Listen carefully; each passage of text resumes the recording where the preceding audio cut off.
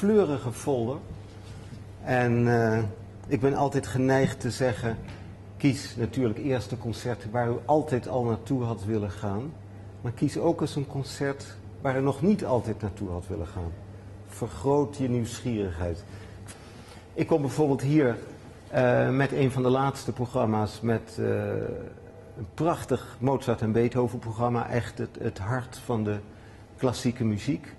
En een van de eerste programma's die we doen.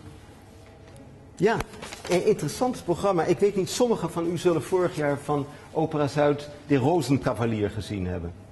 De opera van Richard Strauss, wat een machtige productie was. En heel virtuoos voor het orkest. Heel uitgebreid ook. Dat is een groot succes geworden.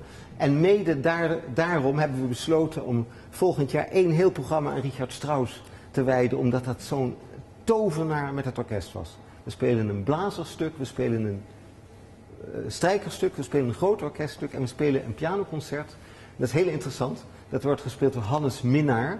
Dat is een fantastische jonge Nederlandse pianist die een van de hoogste prijzen heeft gewonnen op het recente Elisabeth Concours in Brussel. Ik hoop dat u, zoals u hier staat, allemaal het 10 tot 20-voudige aantal van muziekliefhebbers wil meeslepen naar de concerten. Want weliswaar zegt Henri terecht dat je altijd blij moet zijn met de mensen die er zijn. Maar er is niets heerlijkers dan spelen voor een volle zaal. En ik hoop dat we elkaar in die context dit komend jaar nog vele malen zullen terugzien.